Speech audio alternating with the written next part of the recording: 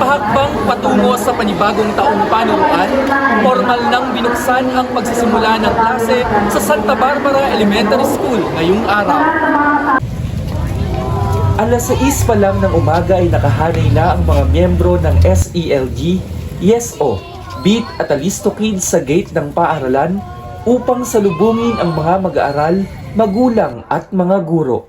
Idinaos ang unang flag ceremony sa covered court sa pangunguna ng pamunuan ng SBESTA kasama ang SPTA officers. Binigyang diin ni Dr. Charito Robles Cruz, punong guro 4 ng paaralan, ang agarang solusyon sa kakulangan ng silid-aralan na siyang pangunahing pangangailangan ng paaralan. Nakita rin akong isang urgent need ng ating paaralan. Itong iniwanan sa atin ni Doc Janine.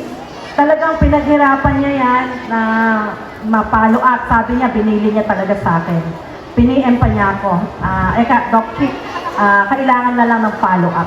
So iniisip ko, paano kaya natin mapapabilis? Pwede siguro magpapapirma tayo kung 1,000, almost 1,800 ang magulang, papipirmahin natin lahat. Kasi nung umakyat ako, nakakatakot paano pag lumindol. Wag naman.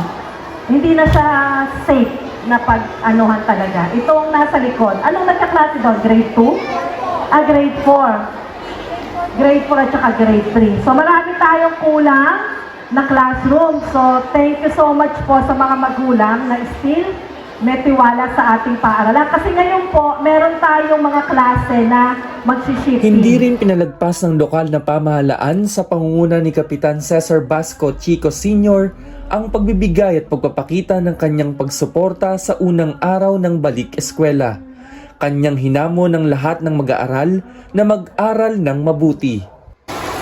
Sa mga mag-aaral, pakita niyo sa inyong mga magulang na kayo talagang tunay na mag-aaral na.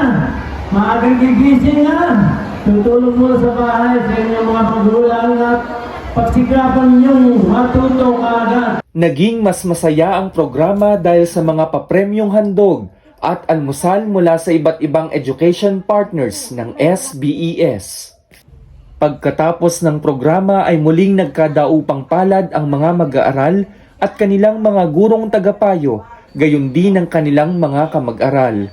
Mababakas sa kanilang mga mata ang galak at pananabik sa pagsabak sa panibagong yugto ng kanilang buhay bilang mag-aaral.